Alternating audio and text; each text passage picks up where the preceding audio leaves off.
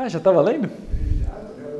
Olá pessoal, eu sou o Pedro Pavan e seja muito bem-vindo mais uma vez ao nosso canal. E dando continuidade aí às mitologias desse mês, hoje nós vamos falar de Eldorado. Vamos junto!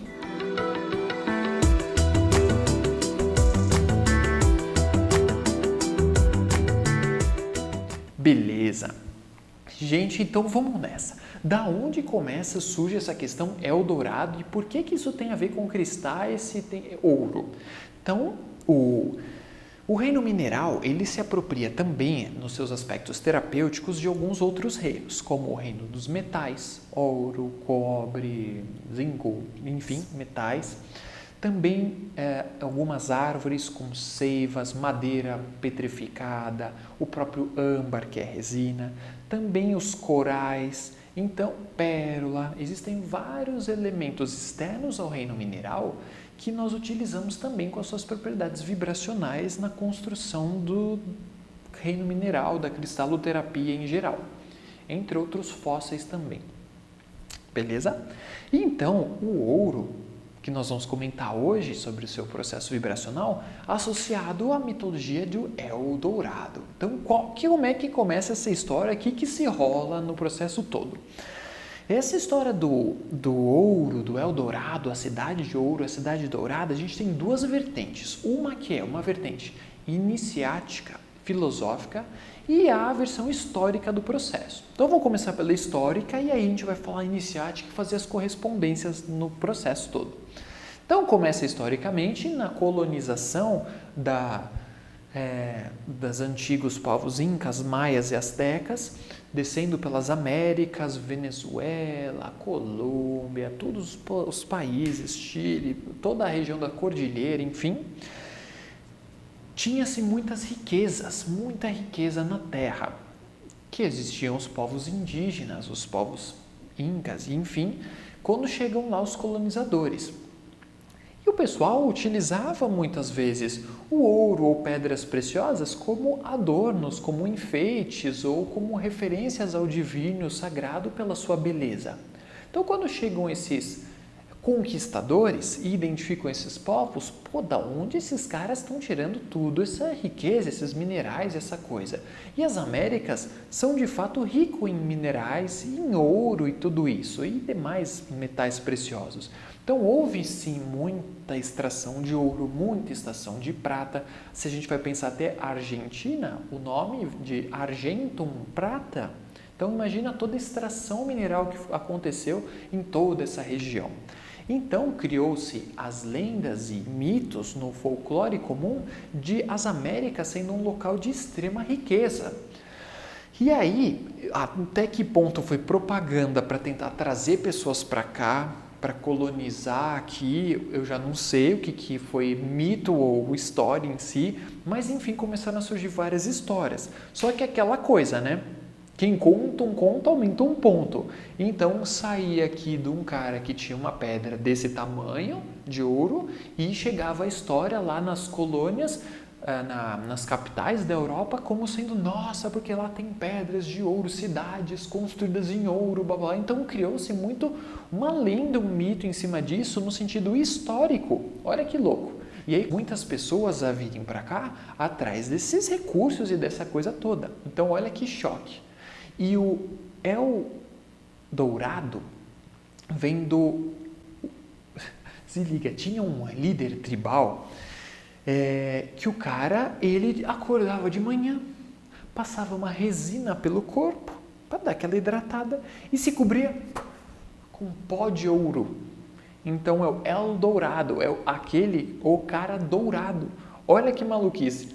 Então era um líder tribal e o cara se vestia de ouro. Olha que fantástico. Daí toda noite o cara ia lá, se lavava e escorria aquele ouro pelo riacho. Então, em determinados lugares, ouro se acumulava assim, pó de ouro se acumulava nas margens do rio, ou a própria água do rio carregando esse ouro. Então, nossa, aqui tem ouro e até no rio, assim, em todo lugar. Então, teve toda uma corrida por esse ouro aí dessas Américas. Olha que coisa doida, né? Que malucão esse cara. Se eu não me engano, essa história tem a ver com a Colômbia ou algo do tipo assim. E aí existia entre as tribos indígenas essa própria mito de que existiam as cidades de ouro, os locais de encontrar toda essa riqueza, essa abundância, essa prosperidade. Até mesmo no Brasil, na floresta, o pessoal tinha muito. Uma outra história que surgiu é o ouro preto. E aí o pessoal, nossa, ouro preto, vamos lá ver o que é isso. Só que na cabeça do nativo, o ouro preto era as terras, o chão. Olha que fantástico, porque é onde eles poderiam cultivar, viver, sobreviver, e o preto de muita matéria em decomposição. E aí ele aduba super o solo, super fértil. Então olha que loucura como são termos que vão se misturando, interpretação e troca de informações. Então o ouro preto seria o próprio solo rico e fértil. Olha que legal. Então isso é um pouquinho do aspecto histórico, tanto que várias e várias expedições ocorreram em todas as Américas para tentar achar esse tal do Eldorado, e até hoje nada. Agora tem uma coisa muito, muito legal que seria um significado iniciático associado a tudo isso.